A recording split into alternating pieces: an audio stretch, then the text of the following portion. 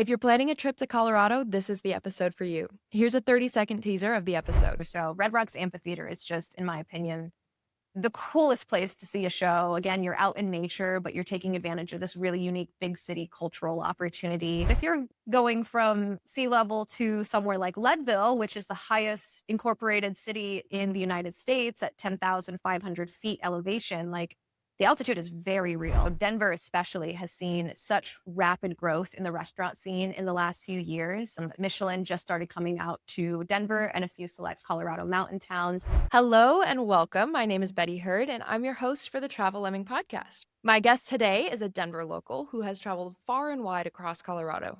She and her husband and dogs have road tripped, camped, hiked, skied, you name it, in seemingly every corner of the state.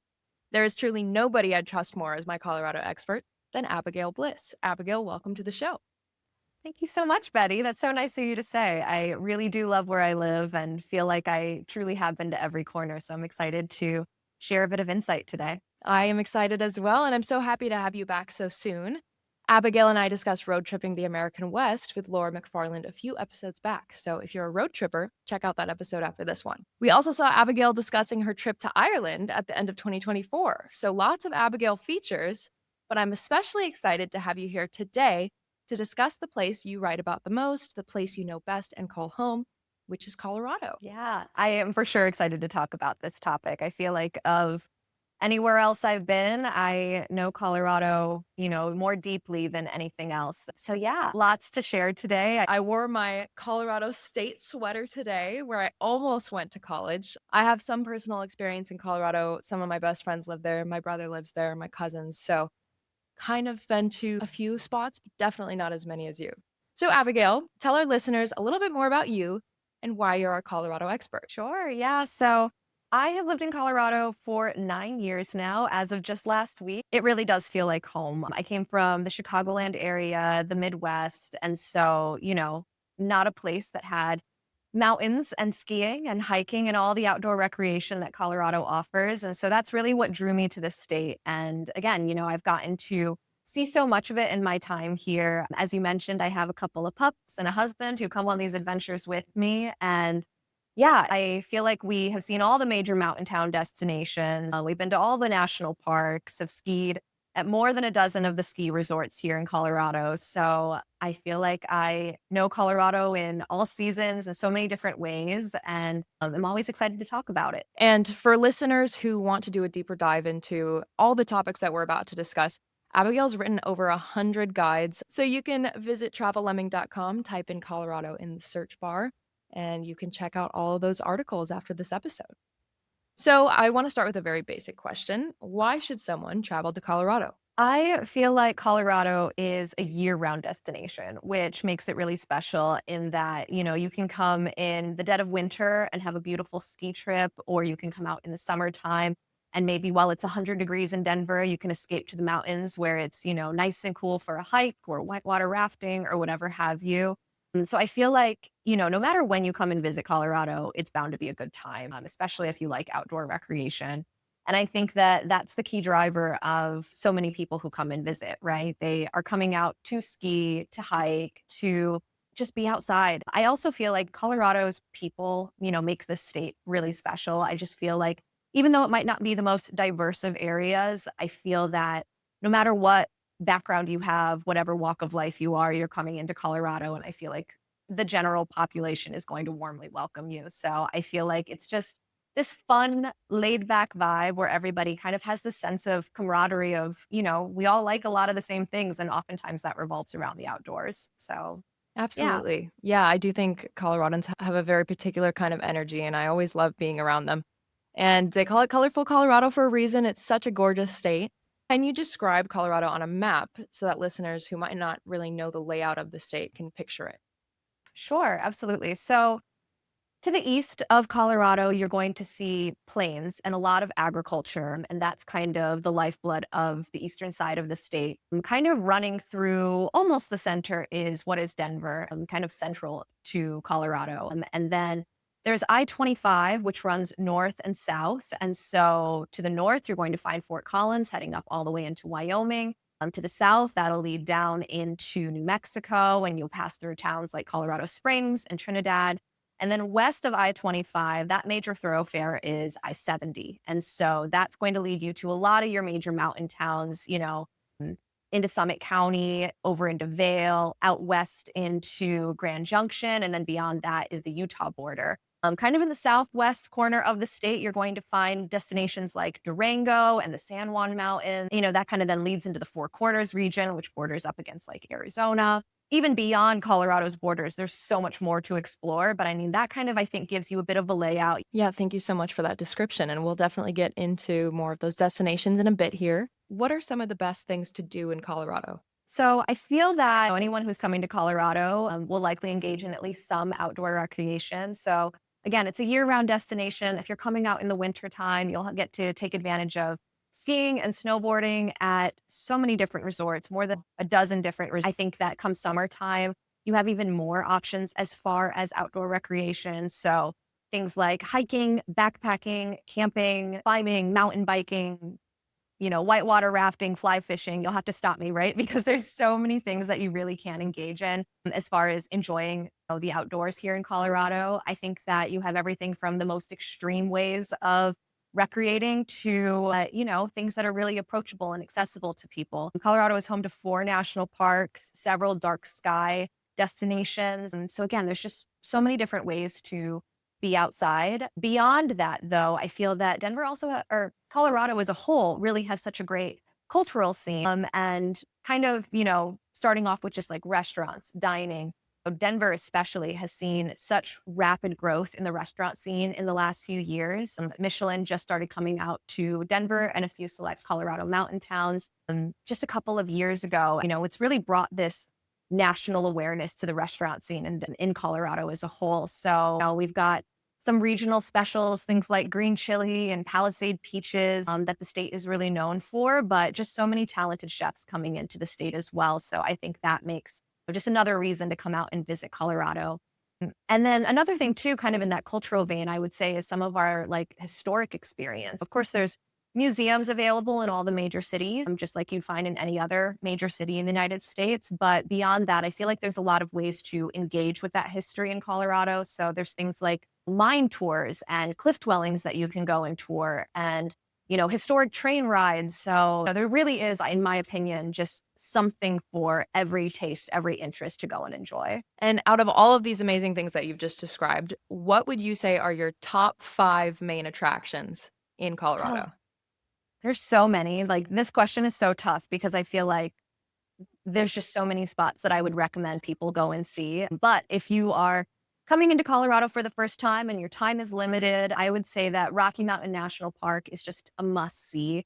Again, it's one of those places that you can do something really extreme, but you can also, you know, do activities that are really approachable. So things like scenic drives, anybody in the family of all abilities can take advantage of. Of course, Rocky Mountain National Park also has just some of the best hikes in the state. Places like Dream Lake, the Tundra Communities Trail, kind of like what I was just mentioning off of Trail Ridge Road, I think is really special. And it's just a great place to also see a lot of wildlife, everything from elk and marmots, and maybe if you're lucky, maybe even a black bear. So I love Rocky Mountain National Park, and it's a really easy day trip from Denver if that's where you choose to make kind of your home base. Another popular national park, at least among Coloradans, but maybe lesser known elsewhere in the country, is Great Sand Dunes National Park. It has some of the tallest dunes on the continent. You can go sand sledding, sand boarding. It's also a super dog-friendly national park, which is part of why I really enjoy it. You can take your pups all over the dunes, and there's a seasonal creek that runs through during snowmelt season. So I think that's another one to put on your bucket list. I also really love Durango. It might be my new favorite mountain town. I've spent quite a bit of time down there recently, and it's just such a special place. And I think the number one attraction there in Durango is the Durango and Silverton Narrow Gauge Railroad. So that connects two mountain towns, Durango and Silverton, and takes you on this scenic ride through the San Juans. And again, it's just something that's accessible for the whole family, but you get some of the best views in the state. But yeah, you can also make that kind of an extreme adventure too. You can actually hike to some of these wilderness stops, and the train will pick you up in the middle of nowhere and kind of take you back into one or other town. So It's just a really cool attraction that I think is really special. Colorado is also home to several hot springs. It's kind of hard to pick a favorite, but if I had to, I would say Strawberry Park Hot Springs in Steamboat Springs. It's kind of on the northern side of the state, and it's technically a resort. It's accessible, it's paid, and it's maintained, but it just kind of gives you more of like a natural feel than some of the other built up resorts. You're kind of like just surrounded by these aspens and pines, and it's just stunning. So, if you can make your way up north, highly recommend Strawberry Park Hot Springs. And lastly, I'm going to say my number 5 is Red Rocks Amphitheater. It is just outside of Denver, about 15 minutes from downtown, and it's this massive concert venue that's flanked by these giant red rock formations. And, you've got acts who come through that are local and some of the biggest national names, even international names that come through. So Red Rocks Amphitheater is just, in my opinion, the coolest place to see a show. Again, you're out in nature, but you're taking advantage of this really unique big city cultural opportunity.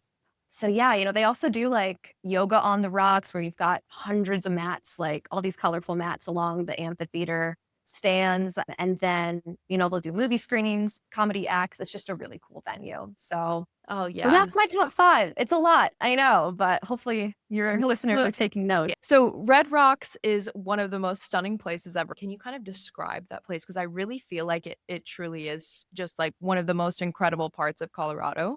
Yeah, so I would say that I want to say around a 10,000 person venue, and it's entirely outdoors. You have all these stands. I want to say it's like almost maybe 150, 200 rows that are just like these concrete stands that people, can sit on, stand on. It's the entire amphitheater is then flanked by these giant red rock formations. And then you've got the stage down below. So whether you're sitting close to the stage and you can see the performers well, or you're higher up in the stands and you're getting this great view of downtown Denver. I mean, there's really no bad seat in the house. The amphitheater sits in the middle of a mountain park. So it's covered in all these other red rock formations, forest, there's hiking trails surrounding it. So, and it's also, again, really accessible. You can get there from downtown Denver in a matter of minutes. So, Yeah. yeah.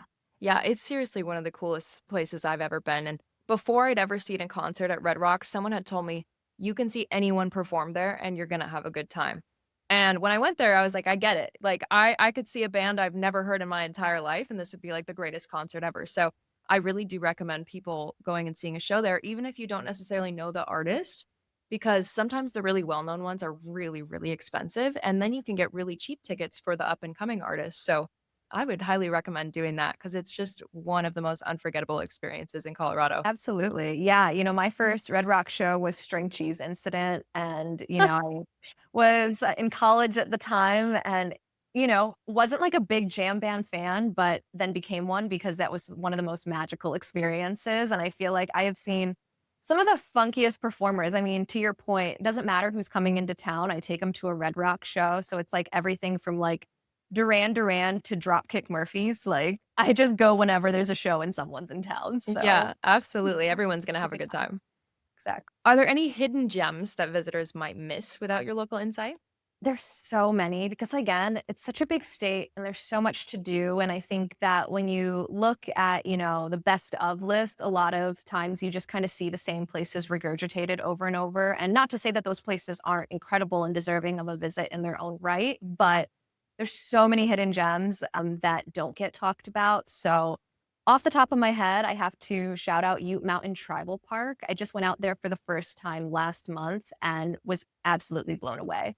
It's in the southwest corner of the state, and a lot of people are familiar with Mesa Verde National Park, which has its cliff dwellings and its ancestral history with the indigenous Puebloans who once lived in that region almost 1,000 years ago. But their structures, the artifacts still remain. And when you go to Mesa Verde National Park, I feel like it's more of like I don't want to say commercialized experience, but there's safety measures, there's things that have been done to protect artifacts that just aren't as, a little bit more, but maybe a family friendly, accessible experience. But I feel that Ute Mountain Tribal Park gives you a deeper appreciation of maybe what Mesa Verde looked like back in like 100 years ago in the 1920s or something.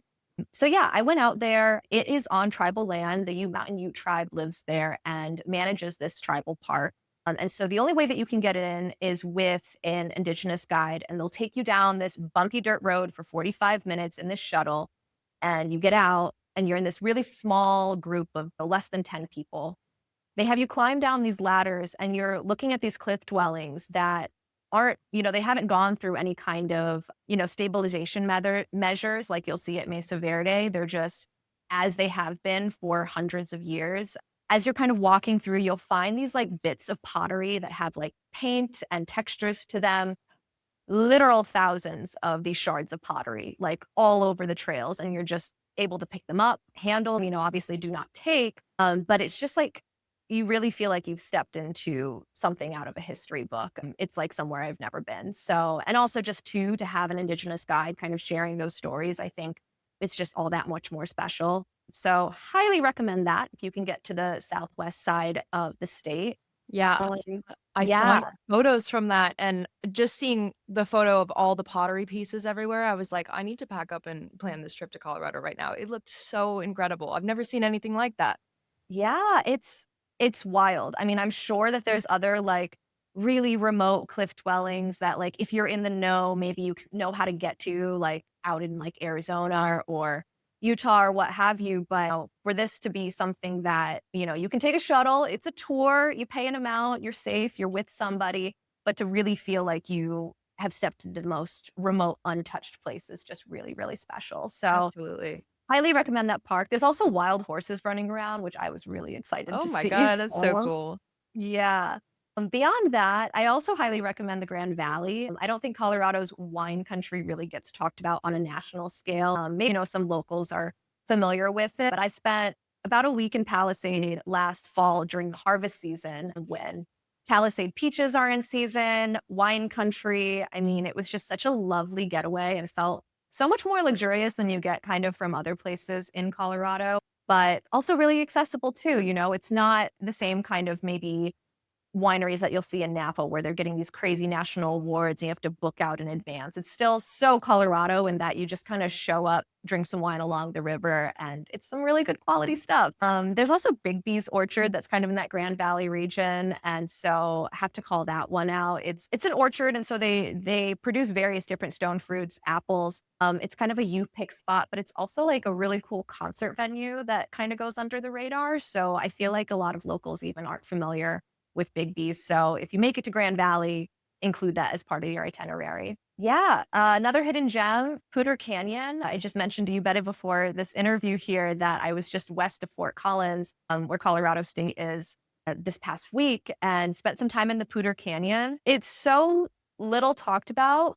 I feel like it's just one of those places that's kind of maybe a little bit more removed from some of the other bigger destinations like Denver. But if you head that way, like some of the best fly fishing in the state. Also, again, one of the coolest concert venues. I had never been to the Mishawaka, but it's this really intimate 1,000-person venue that brings in some national big name acts, but you're like surrounded by nature. You're right along the river. If you raft there, your ticket is free. So that's kind of cool. Wow, Um, that's amazing. yeah, right? And they just launched this new glamping destination, which I'm a big fan of. So you can like camp a few miles down the road, catch the shuttle, see a show. It's just a great way to spend like a long weekend. Yeah, a couple more. I've got a couple Okay. more hidden gems here. See Lazy U Ranch, another one of these got kind of lesser talked about, very luxurious ranch stays. I was there this past winter and they do this, they're home to more than 100 horses that have all like either retired or have been rescued from other ranches and other situations. And so they're kind of just all on retirement. They really only come out for like the occasional trail ride for visitors there at the ranch. And they do this jingle where they have all the horses run out to pasture in the beginning of the day and then come back in the afternoon. And so watching that jingle, watching 100 horses run by you is the coolest thing. And it's also, again, just a very like all inclusive ranch stay where you can have fine dining, but also all these like rugged outdoor activities like snowmobiling and cross country skiing, all the hikes in the summertime. So tons to do there. And my last hidden gem, I would say, is Buena Vista, Una Vista, BV. People call it all different things, but it's a great mountain town. And I just feel like if you are really big into hiking and you want to do some really big mountains, it has some of like the largest collection of 14ers there in the collegiate peaks that you can kind of just summit one after another and make BV your base camp for the weekend. It's such a cool spot, and I feel like doesn't get nearly as much recognition as so many other mountain towns in Colorado. So again, I hope you're all taking notes because there's just so many great spots to check out. Yes, absolutely. Thank you so much for all those hidden gems. I feel like Colorado just does such a great job of incorporating the outdoors and prioritizing nature in so many of these different spots, like whether it's a concert venue or ranches or restaurants, wineries, anything. Like it's such a natural environment, and I feel like they do it better than any other US state. Maybe I'm biased because I've been there so many times, but I love that about Colorado. So, is there any special etiquette that people should know before visiting Colorado? Yeah, I think there's like a couple things off the top of my head. I feel like, again, we've been talking a lot about outdoor recreation. And I think, a lot of people come to Colorado wanting to engage in that, but maybe aren't familiar with the etiquette. And so I feel like it's really important if you're coming out, you're going to engage the outdoors to be familiar with the leave no trace concepts. So that really involves, the obvious, right?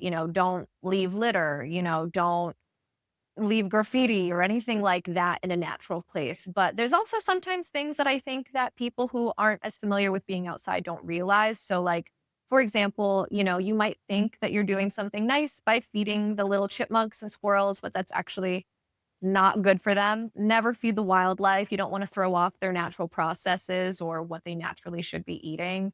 Kind of in that same vein, things like apple cores, orange peels, you want to pack that stuff out. Like, even if, it might biodegrade and you feel like that's something that you've always done, it's really not seen as an ethical or good practice here in Colorado and anywhere in an outdoor environment. Again, you don't want animals getting to that kind of thing, or it's just kind of unsightly on the trail, right? Things like waste, if you're on a really big hike, I feel like not everyone realizes you got to pack that out.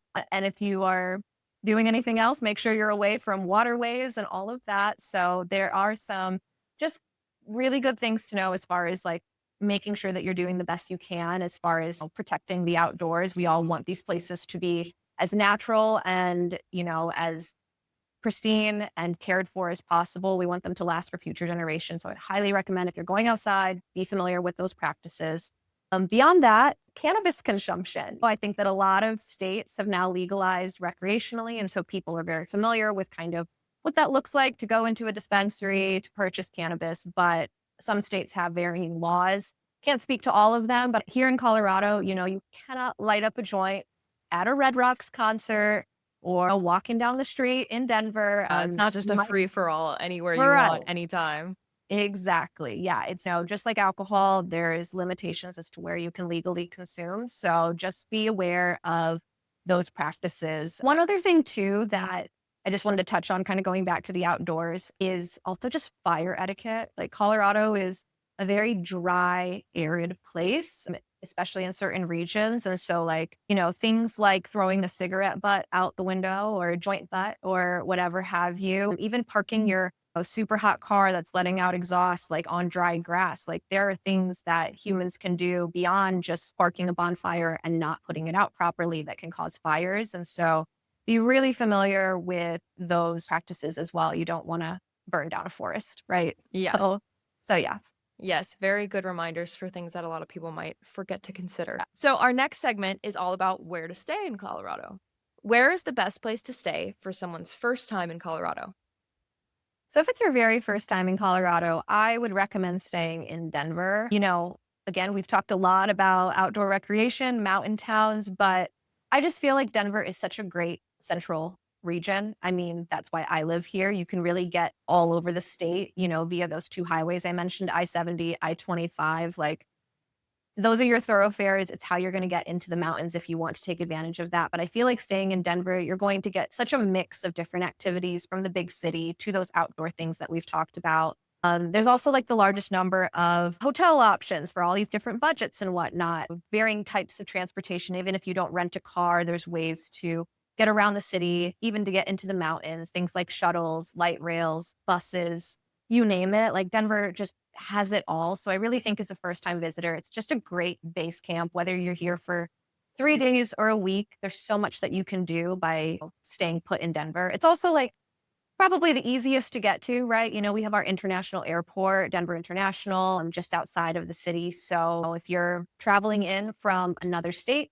that's probably going to be where you're headed to begin with anyway. So I think first timers go to Denver. The only other spot that I'd maybe like rank as like second place and another spot to consider would be Summit County. So that encompasses several different towns, Frisco, Breckenridge, Silverthorne. Those are all great places to stay. And again, they kind of have varying different price points, but it puts you in the middle of the mountains. And there's so many places that you can get to from that. So whether you want to really head in any direction, there's a lot to see in that region. So I think that's kind of a good number two. And it's only about hour and a half, maybe more with traffic, but it's not super far from Denver. So even if you're flying into DIA, it's pretty accessible. Yeah, and on the topic of Denver International Airport, I feel like it's in the perfect position in the United States, at least if you're traveling within the United States, that it's like pretty central. So you can get really great fares from really any corner of the country. I've gotten flights as low as $30 from Arizona to Denver. I know that's really just a state away, but some really great deals if you know where to look. And also I love that you can take the train from the airport to downtown Denver because the airport is kind of out there in the middle of nowhere. But if you don't have a It car, it's is. fine. You just take the train.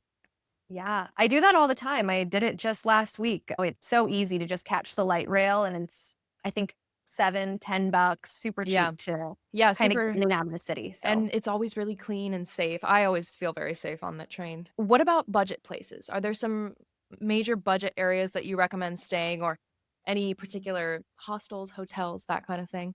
whether you're a first time visitor or you're a budget traveler, I really think Denver is such a great home base.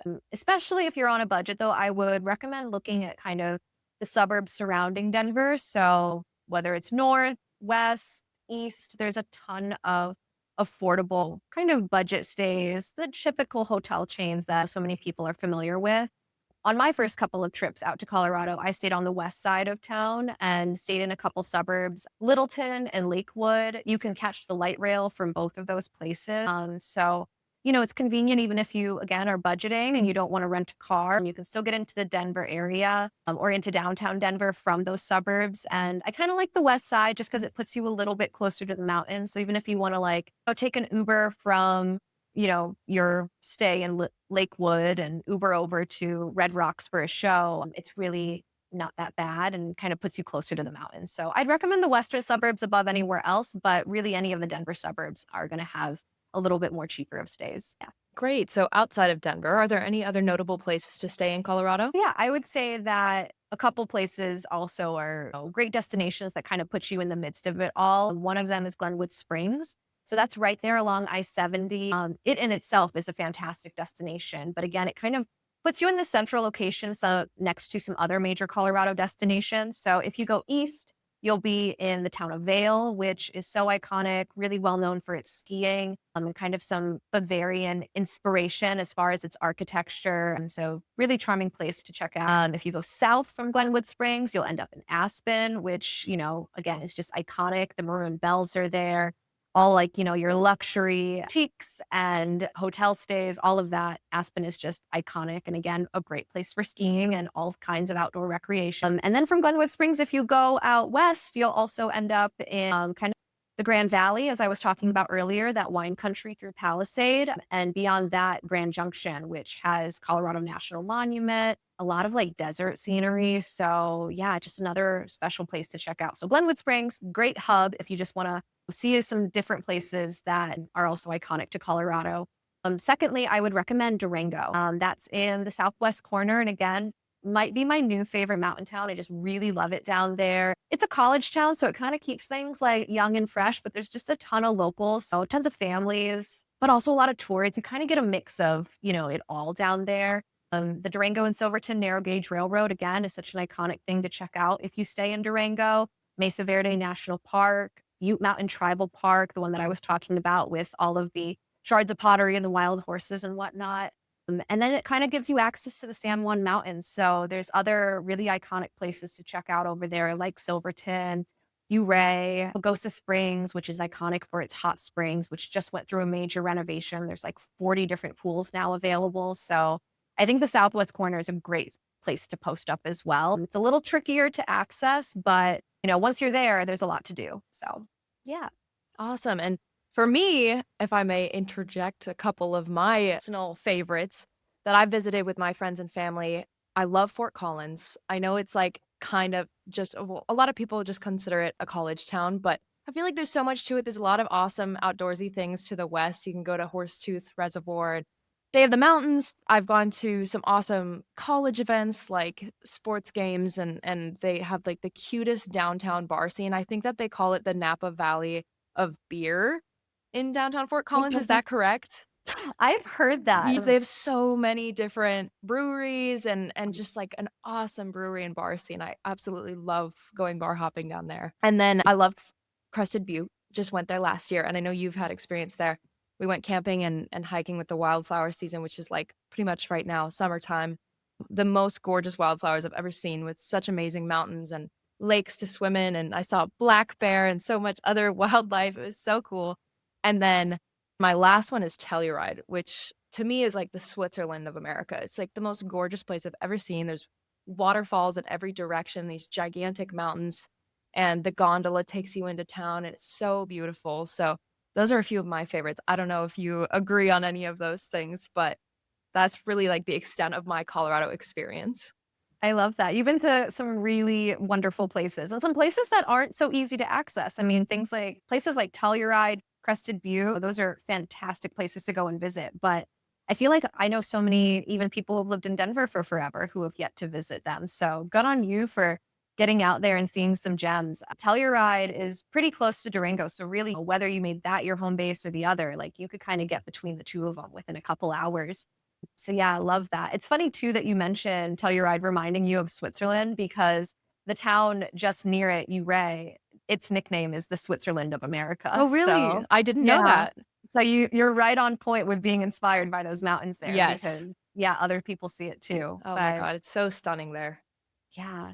And I love Crested Butte. I mean, the wildflowers there are just spectacular. I've never seen anything like it. Like truly like every Agreed. hillside just covered in these fields of wildflowers. And I've been down there in the summer as well as the winter time. And the winter, like if you're big into skiing and you love super, super steep slopes, like Crested Butte is the spot. Like I've never seen a steeper ski resort. And my experience, I'm sure, is lesser than some, but I mean, I was chatting with some locals who were saying that some of the runs really should be ranked as like triple black diamonds. So, Real oh my so god. yeah, if you're looking for some really challenging stuff, like Crested Butte is a cool spot for that too. Yeah. So Yeah, I feel like Colorado has some awesome extreme sports destinations. So on the topic of ski resorts, what are maybe your top 3 ski resorts? I think that they all have their benefits. I'm gonna say that Breckenridge is one of my favorites. It's been my go-to mountain for the last 4 years now since I started buying an Epic Pass. I love Breckenridge. I mean, you were Same. just saying the same thing about Fort Collins, but it has such a great opera scene, like just the bar scene there. The locals are so fun. I think that you're getting more than just skiing there. You're really getting like a full Colorado experience. Yeah, I really love Breckenridge. And if you're here during like December holiday season, definitely go to Uller Fest if you can. I just went to it for the first time this past year and they have this like ridiculous shot ski that involves like 1,400 people. Oh my And like, god. it's just a total party. Everybody is just hyped that it's wintertime and it's ski season again. So I just think Breckenridge is great. There's, just like a lot of resorts, there's skiing for every ability level, but it's kind of split up into these 5 different peaks. And so certain peaks cater to certain preferences as far as like difficulty or features like glades or moguls. So you can kind of pick your peak and just kind of stay there and just make laps. So yeah, it's a great resort. And I also really love Arapahoe Basin. That's where I skied for several years before I started buying a big mountain pass. And it is now on the Icon Pass. It'll be completely accessible through the Icon Pass this coming year. Was just recently bought and I just love it. Again, super steep mountain. It's still got this like really charming local vibe to it though. Like people hang out in the lot. Oh, they're grilling up breakfast burritos and crushing beers at 8 in the morning. And I it's love that just vibe. such a vibe. Like Arapahoe Basin is just fun and it embodies, I think, a lot of what is Colorado's character of just being fun, laid back, not taking itself too seriously, but Also being really serious in the way that it skis because those mountains are really steep. So love Arapahoe Basin. And then if I had to pick one more, oh, it's one of those big industry giants now, but I love Vail. It is, I think, the biggest ski resort in Colorado, if I'm correct, that or Steamboat. But I just love Vail. I mean, again, it's one of those that like you kind of have the mountain is so big. If you know what you like and what you're looking for, you can kind of like get to an area and just make laps on that the entire afternoon and maybe not, get stuck behind a beginner or vice versa, have somebody like skiing way too fast past you as you're learning. So I think Hmm. that it's a great mountain that's really spread out. You can kind of hang out in the area that you want to be. I really like Blue Sky Basin, which is like way back. It's like up the front face, down the back bowls, back up again. So you're kind of out there, but some of the best powder stashes I found in Colorado. I also really like Vail too because it gets this resorts in Colorado. Actually, Vail's number one like tourism, like people who are coming into Vail are coming from Mexico. Oh, So you really? hear a ton of Spanish being spoken on the mountain, which you don't hear or see in any other resort that I've been to in Colorado. And like I said, I've been to a dozen now. And I just love, hearing different languages, seeing people who maybe are visiting Colorado or the United States for the first time, getting to Yeah, experience something so cool. So I think Vail's really special. that's awesome. But they're all great. You'll find special places, really cool runs at any resort. So Absolutely. And you mentioned the Icon and Epic Pass. And I, being from Arizona and now living in California, that was something I didn't know about until about 5 years ago. So can you tell listeners who might not know what is an Epic slash Icon Pass? it's like I feel like the number one like speed dating question that anyone's gonna ask you in Denver. Like, are you an epic or icon skier? Yeah, people have got their opinions. I've skied mountains on both passes, and I think they're both wonderful. Are those the only two ski passes? Yeah, so there's other passes. Here in Colorado, Epic and Icon are the big one. There's also Powder Alliance, which incorporates Purgatory Resort, which is right there near Durango. So kind of far out there. It has a few other resorts. Powder Alliance has a few other resorts in the United States and internationally, but Epic and Icon are kind of the big ones. Of course, there's also independent mountains. So like there's an indie pass that you can get that gets you like a couple days at a few different independent resorts, which Colorado still has several, but not as many as there once was. A lot of them have really joined either Epic or Icon. And so if you ski often, or even if you don't ski very often, it might be, the most affordable, option for you, especially if you're trying to do like a really big mountain. Because a lot of the indie resorts are great, but there's just like a few runs, maybe a couple lifts. And so kind of depends on what you're looking for. But I love both passes, both Epic and Icon. They incorporate some of the best mountains in the state. Yeah, and I know that both of those passes also include some international destinations like Japan, Switzerland, and France, right? Absolutely. Yeah. I mean, you can take that past so many other places in the United States as well as internationally. Oh, So, wow. again, like you really can't go wrong with either one. Yeah, It comes down to personal preference and yeah, and maybe your the price budget tag. too. Yeah, Yeah. right, and I think they range maybe, like, what, 500 to $1,000? So, if you're like local to Colorado, I'd recommend something like Epix is around 800, or the Icon local, which 100. Oh, wow, And okay. if you get like the full pass with all of the international destinations, Loveland is where I learned how to ski. It's an independent resort about an hour outside of Denver. And it still is like a favorite. It's so charming and kind of holds just that local vibe again, where people aren't taking themselves too seriously, hanging out in the lot. It's a cool one. So maybe look there if you're on a budget. Great, thank you so much for discussing all these awesome ski resorts. I know that's such a major draw for people visiting Colorado. So we talked about so many things to do and all these places to stay, and I wanna kinda tie that together with the topic of safety. So is Colorado safe, and what should travelers look out for when they visit? I absolutely believe that Colorado is safe. As far as things like crime, I don't think you're really going to run into that in too many places. I think, if there's anywhere dangerous in Colorado that people maybe would feel unsure about, maybe downtown Denver. Like there are certain neighborhoods in downtown Denver that experience the same crime that you might experience in any other major city, right? You might run into petty theft and that sort of thing. Homelessness is, an issue in certain parts of downtown. So I feel like as far as like those kind of concerns though, Colorado really doesn't. That's not really something that you have to worry about in most places across the state. I think more than anything, you should be more concerned about things like wildlife and weather. So that's kind of what I would warn people to be more aware of than anything else. Colorado is a semi-arid place. And so again, like you got to be careful with wildfires, storms roll in. There's kind of like a bit of a monsoon season in the late spring, early summer here in Colorado. So, like major storms in the mountains, afternoon storms all through the summer are super common. And we do have some predatory type animals, wolves, or even smaller animals. We've got rattlesnakes too that you have to worry about. So, again, like the frequency of which you run into wildlife and it's a matter of danger is so infrequent. I feel like for me, I've had like maybe one scary moose encounter and everything else I've always felt really safe. But it's important to know what to do should you run into wildlife. So yeah, that those are kind of things I would warn people about as far as safety. Yeah, I don't think I've seen more wildlife in any other US state more than Colorado. Like I said, last year we saw a black bear the one time we went camping in Crested Butte, and I don't think I've ever seen a bear in Arizona. I've never seen a bear in California. And we also saw moose, like you said, like so many big beasts of the forest that you just got to watch out for. All great tips for a safe trip to Colorado.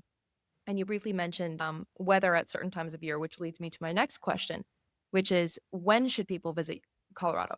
I feel like again, it's such like a year-round destination, but I would say there's maybe like better months to come out than others. I would say if you're coming out to ski in the winter time, I personally love March more than any other time. Some people might argue for February because that's when we get the most snow, but I love March because it's starting to get a little bit warmer out. There's maybe even a day or two you can just wear a t-shirt out. Like I think March skiing is great. The snow is still really deep. There's still some great powder stashes, but it's a little bit warmer. So I'd say March for a winter trip. Try to avoid like spring break though, because you'll pay the most for tickets and everything else. As far as like, other outdoor recreation, there's really no bad time in the summertime. I think again, depending on maybe what you're looking to do, there's maybe better months. Like whitewater rafting, in my opinion, there's no better time than June because that's runoff season. And so the water levels are really high. The splashes are big. It's the most thrilling time to go whitewater rafting in Colorado. But it's not a great time to go fly fishing because all the streams are blown out. So it really like it depends again on what maybe you're looking for. As far as like hiking big peaks, like say a 14er, a 14,000-foot peak, July is great because finally the snow is all melted. So you can actually get up there, with a little bit more ease. Yeah. And then of course, like fall is just beautiful. All the aspens turn yellow and it's just a beautiful time to go leaf peeping and on scenic drives. And the hiking is great. Denver is also really comfortable as far as temperatures in the fall time. So if you're looking for like leaf peeping, I would say like mid September into like early October is great. But there are like maps and tools that kind of gauge the best time to come out for that. And highly recommend looking because when the leaves turn, they fall within like a week or two. So, can be a little bit tricky, but those are some of my favorite times to get around Colorado. I would say maybe my least favorite month in Colorado is like April, May. And again, kind of depending on where you're at, but mud season is sometimes an issue, again, with snow melt, some of the trails can be muddy. So if you want to hike in like certain areas in April and May, probably wouldn't be the best conditions. But again, the state is very large and there's lots of different types of terrain. So you can kind of do a lot of things no matter what time of year you're coming out. And you mentioned 14ers. Can you tell us a little bit more about what 14ers mean to Coloradans? I know that's like a massive thing where people try to summit all of them, right? Yes, that's another one of those speed dating questions, like how many 14ers have you hiked? Yeah. Which I've hiked 15. So Wow. And there's like yeah, 50 plus, right? I'd have to double check. I think there's 53, 56. There's kind of like a bit of debate around how many there are because technically there's supposed to be like a certain distance between two peaks, two Mhm. high points. So that saddle between the mountains has to be a certain distance. And Gotcha. you know, my husband's a land surveyor, so unless somebody like him wants to climb to 14,000 feet and shoot a bunch of points and look through historic data, kind of a lot of work, but Yeah. there's 50 some 14ers and they're really iconic to, I think, Colorado's culture. There's a lot of people who want to peak bag them all, summit them all, and just kind of have those bragging rights. But it's kind of goes back to what I said, at the top of this interview, just kind of that camaraderie. Like I have never seen more excited, more alive people than on a 14,000-foot summit. People are just so stoked to like have accomplished something like that, be there at the top. And just kind of celebrating that together. So it's some special energy on those summits. And yeah, they're really challenging hikes. I would not recommend it to somebody who does not hike frequently or is maybe adjusting to the altitude, but there's a lot of pride in them. So Yeah, maybe yeah, get a few practice hikes in before tackling one of them. for sure. Yeah. Absolutely. I have yet to hike a 14er myself, but I have it planned with my family, at the end of this year, so I will let you know if that goes successfully, hopefully. Amazing. I have to ask, which one are you I doing? think it's Bierstadt. Nice. I've heard that's an easier first one to try, Absolutely. which is That close was to my Denver. first 14er. Really? Actually, Okay. my doggy got up there as a puppy. This was years ago. So yeah, it was my first 14er. I took my brother up there a couple years ago as his first 14er. So it's definitely, Oh, I awesome. would say honestly, it's the easiest. There's like some scrambly stuff at the top, like that last like quarter mile or so, but it's one that I think is like, it kind of gives you like a true taste of that like mountain adventure. And then you're kind of hooked and you want to do all of them. So Okay, you've sold me. I'll do it. I guess I'll do it. So how much time do you recommend setting aside for a trip to Colorado? I think at a minimum, you want 3 days, a little bit more than a weekend. We actually have a really great 3-day Denver itinerary on Travel Lemming. That was written by another local author, Laura Fallon. And she kind of breaks down how to spend a day or two in Denver. And then it also includes a day trip into Rocky Mountain National Park. I think it might maybe include like a suggestion to go to a show at Red Rocks Amphitheater. So, you kind of get to see at least a little bit of the sites if you spend 3 days and you make Denver your base camp, but I would recommend much longer than that. I mean, I think in chatting and kind of hearing me share about this state, I am so passionate about it, and I think there's so many places to go and see. If you can get more vacation time, and spend some more time out here, like 10 days is more ideal. I actually have another separate guide, that I wrote on Travel Lemming that kind of breaks down like a 10-day Colorado road trip, and it takes you everywhere from Denver to Steamboat Springs to Glenwood Springs, down to Durango, circle back through Colorado Springs. So you get to really get a good sense of what Colorado offers if you can dedicate more time and rent a car. So, yeah.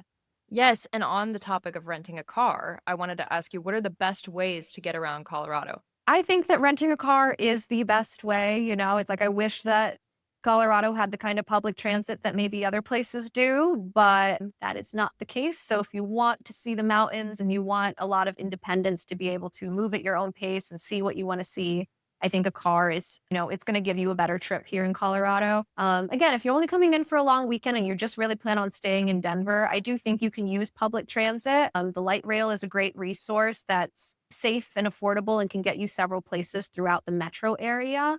There's also things like the bus staying that will take you like from Denver up to Boulder or Denver up to Rocky Mountain National Park. There's also now a ski train that'll take you from Denver to Winter Park Resort. So Really? even if you come in the winter time, you can catch the train to one of the ski mountains. So you can get away with public transit if you're clever and you're willing to be a little Patient? flexible. Yeah. Yeah, right. Patient. Some of these public transits, these modes of public transit aren't the quickest, but they work. You can still Mhm. plan it if you're again kind of flexible. But a car is best if you can swing it. So yeah. Great advice. And again, all of these places that Abigail has been discussing will be listed in the show notes. So you can do a deeper dive into the destinations, the itineraries that she's written, along with our other Denver locals. Now, on to local cuisine.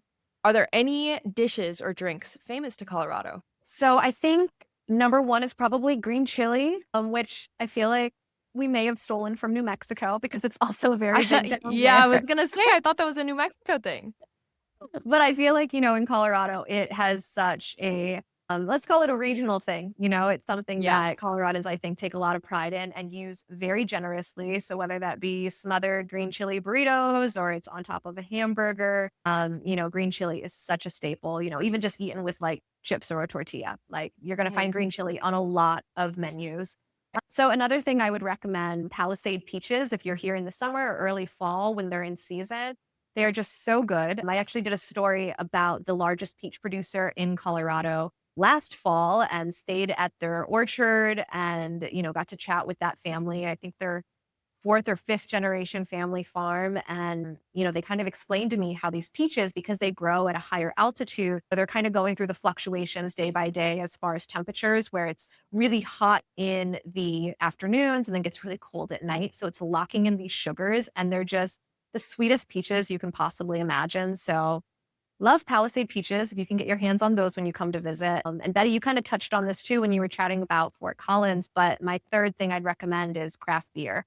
Colorado is home to more than 400 breweries across the state. We take so much pride in our craft beer and kind of just being pioneers in that industry back in like the late 80s, early 90s. And so there's so many great breweries in Denver alone. I want to say there's over 100, but you'll find them all over the state. So we're almost at the end of our episode, and I want to know if, as a transplant who's originally from the Chicago area, do you have any advice for people who are maybe thinking of moving to Colorado? Yeah. So I would say if you're like moving to Colorado, you're considering moving to Colorado, I think that a couple things off the top of my head that you should be aware of is one, the cost of living. Colorado is not the cheapest place to live. You know, I would say like Denver is comparable to maybe some other major cities in the United States. But even if you think you're going to move to a rural area and that's going to be much cheaper, that is not necessarily the case. And I would say more likely not the case. These ski towns are extremely expensive. A lot of people have, their getaway home there in so many of these mountain towns. And so housing is infrequent to find and quite expensive if you do. So I would say kind of just statewide, the cost of living is something to be prepared for, maybe plan for if you're considering a move here. In addition to that, I would also say the weather. I meet a lot of people who move here from Florida, from Texas, places that don't get snow. And so things like snow tires, chains, like that is very unfamiliar to them. And these mountain passes can get quite dangerous in the wintertime if you're not driving the proper vehicle. So I would say that, yeah, the weather is maybe something to plan for, especially winter weather, if you're coming from a place that doesn't receive that type of winter craziness. So yeah, those are a couple things off the top of my head, but I think beyond that, just kind of knowing your reasons too. Like if you want to live in Colorado, like I think you really have to want to live here because again, the cost of living can be prohibitive. I feel like I've lived in Denver and my social circle has changed 3 times over every 2 or 3 years. It's a kind of transient city. I mean, Denver in particular, I think, where people come in and kind of go. So I would say like maybe to plan for that as well. If you're a transplant, it might be a little tricky to kind of form a community and your community might constantly be changing because I think that some people just don't want to pay what it costs to live here. So yeah, I think those are some things to keep in mind. But I mean, aside from that, I think it's a wonderful place to live and I would recommend it to lots of people. So yeah. Absolutely. Yeah, thank you. Great insight. And I'm sure future Coloradans very much so appreciate your advice. Do you have any other tips to know before visiting Colorado? As a visitor, I would say like the altitude is very real. Now, if you're coming in from sea level to Denver, like maybe it won't be too bad. Maybe you won't notice anything. But if you're going from sea level to somewhere like Leadville, which is the highest incorporated city in the United States at 10,500 feet elevation, like the altitude is very real. And even beyond that, like even if you're coming up to like Summit County and you're hanging out in Breckenridge, that's 9,000 feet elevation. So you're going to potentially feel that difference. And so there's ways to combat the potential for altitude sickness, which altitude sickness really is like things like you might experience like dizziness, lightheadedness, maybe nausea. It's not fun symptoms, right? It's going to make you feel kind of crummy. So I would say like some things that you can do to combat that potential would be stay hydrated, like drink way more water than you're expecting you think you need, especially if you're doing like any kind of strenuous outdoor activity. So stay hydrated, number one. And the other thing too kind of goes back to weather. Like our temperatures vary drastically. Like it could be a 30-degree shift from being 80 degrees in the daytime to 50 degrees at nighttime, or even more extreme in certain areas. So pack layers. Like if you're coming out to visit, just prepare for every weather imaginable. I mean, when I go camping in the mountains, it's everything from like shorts and chacos to my winter ski jacket. So yeah, be prepared for all of it.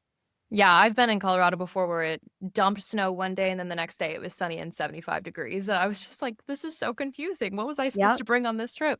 Yeah. But I think you're very right. Yeah, just bringing all different kinds of layers for whatever weather. Well, Well, that's all for today. Abigail, you were the greatest Colorado expert. Again, all of Abigail's Colorado articles are linked in the show notes, so you can read more about all of the topics we've discussed after the episode. Abigail's written over 100 guides for travel lemming, like I said at the beginning of the episode, so you will be totally covered with her library alone.